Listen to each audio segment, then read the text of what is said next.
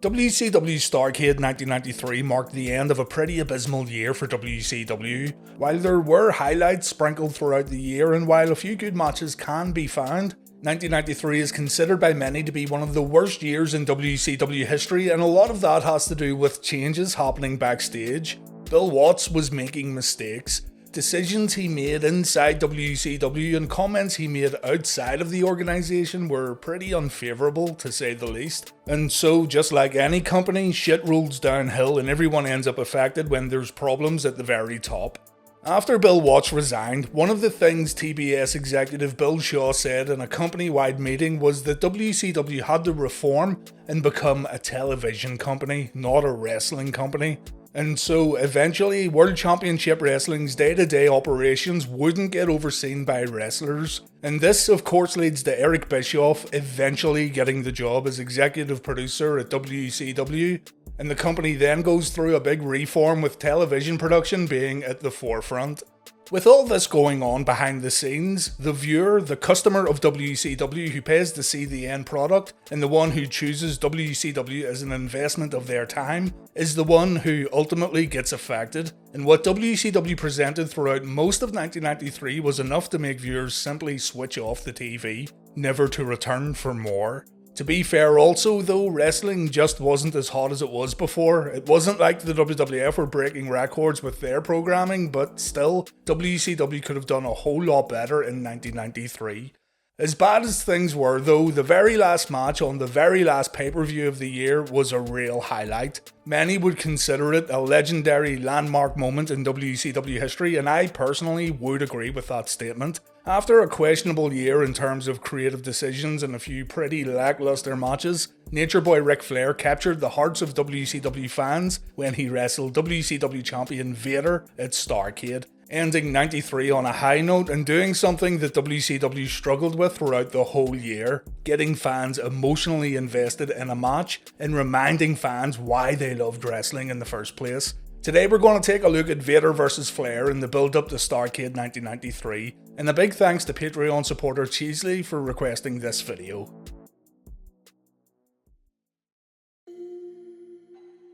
Okay, so we have an idea of the turmoil going on behind the scenes in WCW in 1993, and keep that in mind as we look at Flair and Vader's journeys towards this big main event at Starrcade. Let's look at Vader first, a man who admittedly stood out during 1993 thanks to his sheer dominance. Big Van Vader entered 1993 as WCW champion and he remained champion throughout the year. He did lose the championship in March to Sting, but Vader regained the title 6 days later. And from here, the big man would mainly feud with Davey Boy Smith, Sting and Cactus Jack, with the Cactus Jack matches in particular showing fans how ruthless Vader could be. His intimidating presence and his no-nonsense, violent style of wrestling made him a fantastic heel character, and even though he had to partake in silly vignettes from time to time thanks to WCW being WCW, Vader still maintained his threatening aura, which is a testament to his overall wrestling character. Vader felt unstoppable. It took something really special to top Big Van Vader, and even then, Vader would usually come back days or weeks later and get revenge. Defeating Vader would be a difficult task, and it would take someone special to finally dethrone Vader for good. Nature Boy Ric Flair had a strange year in 1993, and really, Rick is going to have more focus in this video because what happened with the Nature Boy is way more interesting. He started the year working for the WWF, but Vince McMahon's immediate plans didn't see Ric Flair as a main eventer as the year progressed. Vince wanted to begin pushing his younger wrestlers, and Rick didn't fit into this category. Flair ended up leaving WWF on good terms, and Vince McMahon wasn't too bothered about letting the Nature Boy go. Bill Watts offered to bring Ric Flair back to WCW in what was seen as a sort of homecoming for WCW fans. I should mention though that it was Ole Anderson who was in charge in the interim when Flair eventually returned to the company. And I should also mention that Flair admitted that leaving the WWF in 1993 would turn out to be one of the biggest mistakes he ever made. The Nature Boy would end up regretting his decision thanks to how things would turn out in the years that followed, but we'll come back to that later. Anyway, when Rick came back to WCW, he still had to abide to a no-compete clause. He was unable to wrestle upon his triumphant return. Wanting to capitalise on having Ric Flair back on WCW television, it was decided that Flair would host his very own talk show on WCW programming, A Flair for the Gold. The Flair for the Gold segments were quite extensive and they took up a good portion of airtime. Rick would interview heels and babyfaces with Fifi the maid helping out. We would sometimes see Rick's old buddy Arn Anderson sitting at the bar included on the set. And I know some hardcore WCW fans don't care much for these segments, but I challenge fans to go back and watch these segments today, while also watching everything else going on during a WCW show before and after. A Flair for the Gold may not be Piper's Pit, but when you see everything else going on in WCW during this time period, they turn out to be decent segments sandwiched between a whole lot of nonsense. The Four Horsemen were back in action by the time Clash of the Champions 23 came around in June of 1993, the Four Horsemen that included Paul Roma. Flair and Anderson would have an incredibly entertaining 2 out of 3 falls match against the Hollywood Blondes at the Clash show, and this one went a long way in showing fans that Ric Flair still had a lot to offer inside the ring. Flair would go on to Beach Blast where he faced NWA champion Barry Windham in a match that seems to have fans split. Some liked it, some didn't. But Windham was working with a bad knee here also, so keep that in mind when watching it back. I should mention too that the NWA World's Heavyweight Championship and the WCW Championship were both active during this time period as separate titles. Vader was still WCW Champion. 2 months after Flair beat Windham, WCW withdrew from the NWA. The title belt was kept and the company renamed it to the WCW International World Heavyweight Championship.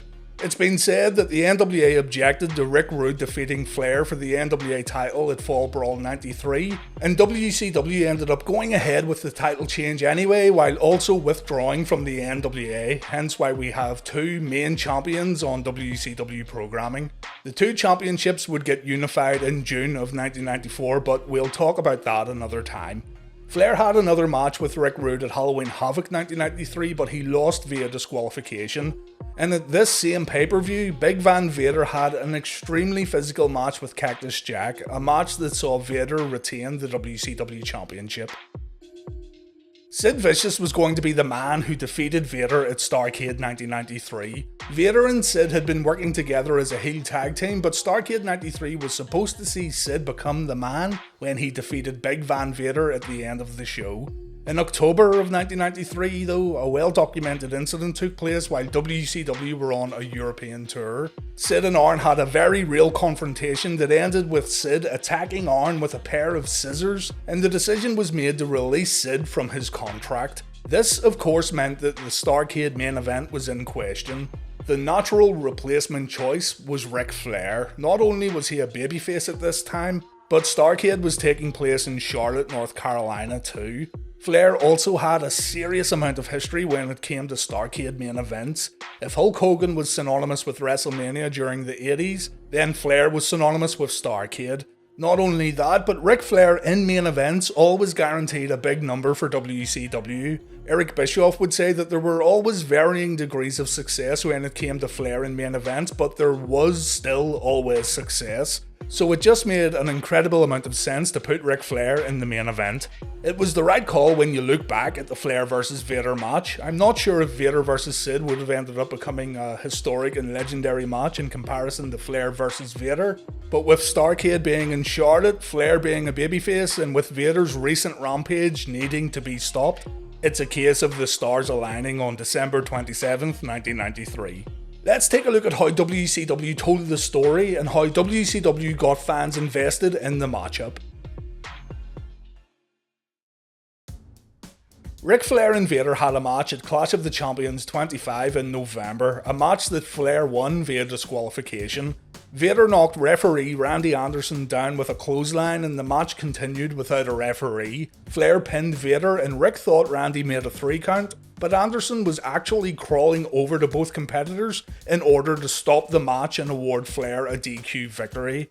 This meant that Flair obviously didn't win the WCW Championship at the Clash, but Rick said the Nature Boy was now back in the game with this victory. Flair challenged Vader and Steve Austin to a tag team match on WCW Saturday Night later in the week. Ric would team up with Sid Vicious. And before that match took place, Big Sid was attacked by the Colossal Kongs and Vader, effectively riding Sid out of WCW programming. Arn Anderson took Sid's spot in the match, and the finish didn't air on television due to time constraints.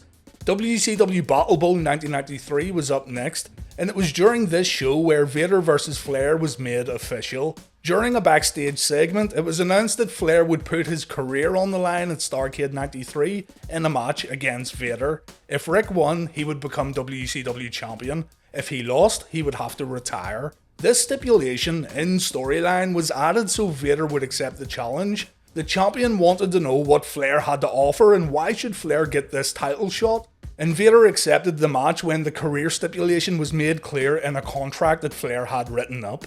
During the Battle Bowl main event, Flair was eliminated from the Battle Royal thanks to Vader. Vader decimated the 10-time world champion so badly that the Nature Boy couldn't continue. And so WCW would start promoting Flair vs Vader in the weeks running up to Starrcade.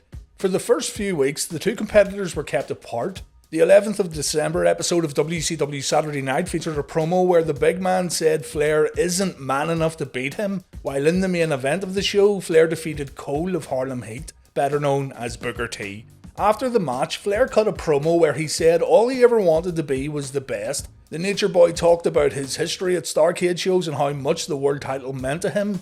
At Starrcade 1993, Flair was going home to Charlotte and he was taking the title away from Vader. The following week on Saturday night, WCW aired a video that briefly looked at Flair's Starrcade history, while Vader absolutely decimated a job guy. After the match, Vader told Flair to bring his friends and family to Starrcade so the Nature Boy can get embarrassed in front of his nearest and dearest. Ric had talked about making his children proud a few weeks prior, and so Vader issued an open invitation for the Flair family. We arrive at Starrcade 1993, the title versus career match. You don't need to watch the last few weeks build up at all to understand the story WCW was trying to tell here, as the show opens up right away with a Flair tribute video. We see a young styling and profiling baby Flair, we see news clippings from his well-documented plane crash, we see Flair rising up the ranks and winning the NWA Championship on multiple occasions, but then Vader screams over the footage and we see the champ doing what he does best, destroying people.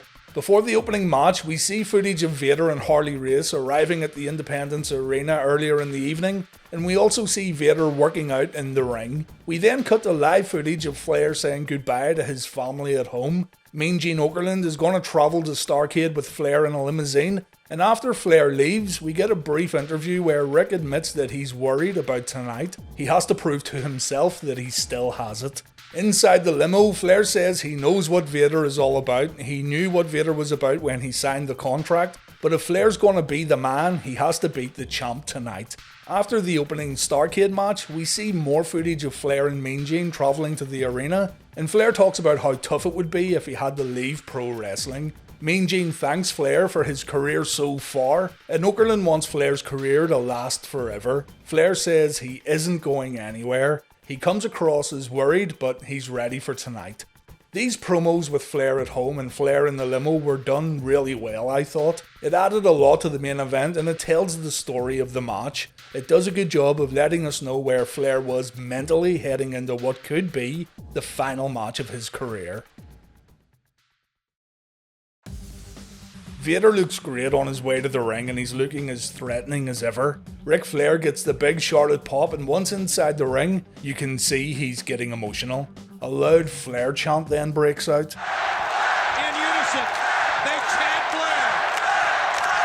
And once the two men eventually lock up, Vader shoves the Nature Boy and Ric gets sent to the opposite side of the ring. Ric gets wide-eyed as he goes in for another lockup, and once again, Vader shoves Flair down like the Nature Boy was nothing. This isn't the confident styling and profiling Flair we all know. There's a lot on the line here and Flair is trying to keep it together. Flair then gets shoved out of the ring, but he manages to get back inside before Vader. Randy Anderson stops Flair from trying to get an advantage though when Vader climbs back inside the ropes. Finally, Vader is able to land some strikes and the champion establishes control.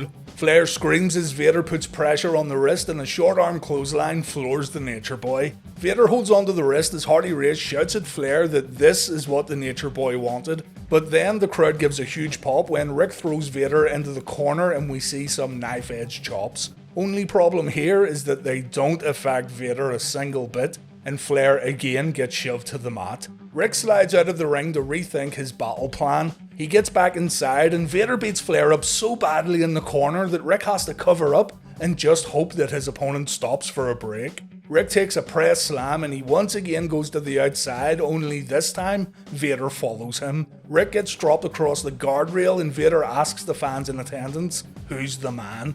He then tries a running attack on Flair, but the Nature Boy moves out of the way and the crowd goes nuts as Ric begins attacking Vader. Vader gets rammed into the ring post. It was all going so well, but then Harley Race attacks Flair. This beating allows Vader to dump Flair back into the ring with a suplex, and Flair's natural instinct is to once again get out of the ring, but Vader doesn't allow it. Flair takes another suplex from the apron, and it looks like Flair has absolutely no chance of winning this match. Vader takes his time attacking Flair in the corner again, and we end up seeing the corner bump. Ric falls to the outside and Harley Race is right there waiting for the referee to turn his back. Race doesn't get a chance to attack. Instead, Vader delivers a hard forearm to the face back inside the ring. More hard shots in the corner, more clotheslines, more right hands. Vader's completely destroying Ric Flair here and the crowd have gone pretty silent. Ric gives the audience a bit of hope with a few chops, but Vader puts his opponent right back down. Vader slams Ric to the mat and all his body weight follows. A middle rope clothesline makes Ric double check that his nose isn't broken, and Vader taunts the Charlotte audience before heading up to the top rope. Ric avoids a splash and he tries going up to the top rope himself, and he lands a forearm. He goes up again. You think he's going to get launched off the top as normal, but no, Flair lands another aerial attack, although to be fair, he barely touched Vader. Tony Schiavone even mentions this on commentary. And one more time, Flair connects with a top rope forearm. The crowd enjoys this offensive flurry, but Vader puts an end to it after Ric lands a knee drop. The champion strikes Flair with another clothesline and he screams, "It's over," as Flair gets perched on the top rope. Vader delivers a superplex that could have ended the match, but he doesn't cover Flair afterwards. Jesse Ventura on commentary says that this is a mistake, while Schiavone says Vader wants to continue embarrassing Flair. Ric gets another chance when Vader misses another splash, but the challenger gets put right back down. Vader doesn't cover Flair, he instead throws him out of the ring where Harley Race gets in more cheap shots. The crowd begins another loud Flair chant as Vader tries to bust his opponent's face up and Ric uses the crowd's energy to fight back, but as expected, Flair gets shut down and the crowd are forced into silence once again. Race tells Flair to quit as the Nature Boy takes a beating in the corner, and then we see one of the best moments of the match when Flair remembers he's the dirtiest player in the game and he pokes Vader in the eye. This leads to the Nature Boy nailing Vader with a ton of rights and lefts, and the champion gets brought down to one knee. The crowd then erupts when Vader gets floored with a right hand, and now it's time for Flair to do some serious damage. Ric brings Vader to the ring post and, right in front of Harley Race, Vader gets his leg smashed. The referee gets distracted by Race trying to interfere, and this allows Flair to grab a chair. Flair nails Vader and he lays in a ton of rights afterwards, and the crowd is now at a fever pitch. The noise inside the Independence Arena is absolutely insane. Vader gets hit with another chair shot. And when the match gets back inside the ropes, Flair brings Vader down again with right hands before the champ gets his nose bitten. Ric falls into the corner and he takes a moment to catch his breath. And from here, Slick Rick begins working over the leg. When Ric eventually goes for the figure 4, the crowd get ready to see a new champion crowned at Starrcade, but Vader manages to stop Flair, leading to the big man going upstairs for a Vader bomb that Flair manages to avoid. This is it. This is Flair's final chance to win the WCW Championship and save his career.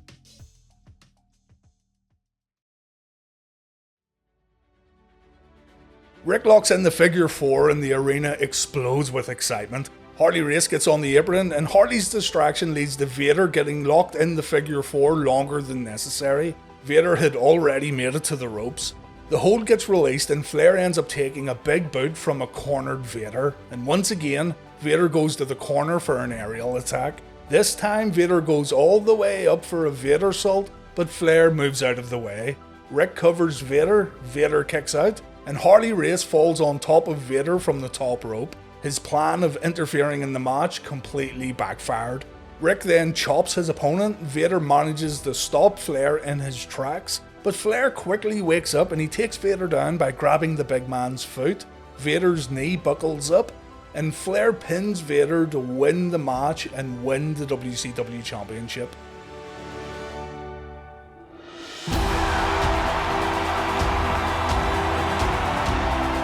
It's absolute unbridled joy inside the arena as an emotional Ric Flair celebrates in the ring. A big firework display is followed by confetti falling from the ceiling, and Tony Schiavone says that this is a night we will never forget. History has been made. Ric gets out of the ring and he walks back up the ramp. He turns around to wave at the crowd before heading back through the curtain. We then go backstage after the replays and Vader has completely lost it. He beats the shit out of some lockers and he screams that he wants his title back. We go back to the arena and Flair has come back out to wave at the fans. And you can see here that Vader has done some damage to Flair's face. It looks like Vader has knocked out a tooth also. In Ric Flair's book, he talked about how Vader completely whaled him during this match, and Ric had to give just as good as he got, and you'll notice that happening after Flair uses the chair. Anyway, the show ends with Ric being interviewed backstage with his family. Ric says he didn't bring the fight to Vader, Vader brought the fight to Ric. Tonight is a big deal for the Nature Boy because his family is at TV with him for the first time, and Ric begins to cry as he thanks the fans for coming out tonight and showing their support. Sting shows up and he calls Ric Flair the greatest world champion ever, and Ricky Steamboat also pays homage to the Nature Boy by shaking his hand and calling it an honour to stand before Slick Rick. Mean Gene gets Ric's final thoughts, and all Flair can say is, he's a very fortunate man.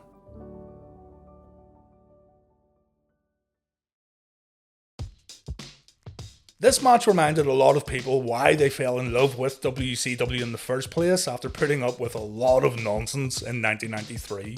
It ended the year on a high note. The match itself was great and the outcome pleased fans who attended the venue and fans who bought the pay-per-view.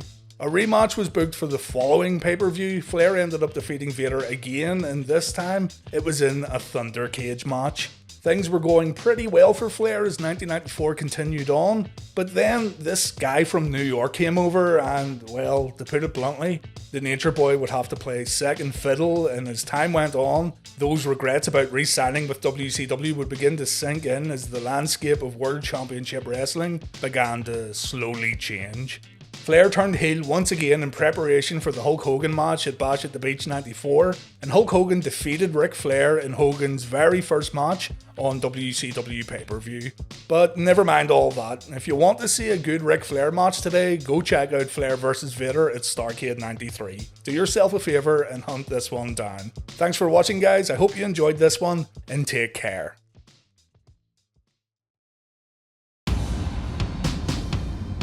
A big thanks to Beasta, John and Big Daddy Sizzle for joining up over at Patreon as Hall of Famers. Patreon supporters help to keep the channel going and they help me to keep making these videos. YouTube can be quite volatile at times, as any content creator knows, so again, thanks to Beasta, John and Big Daddy Sizzle and everyone else who supports me and my work over on Patreon.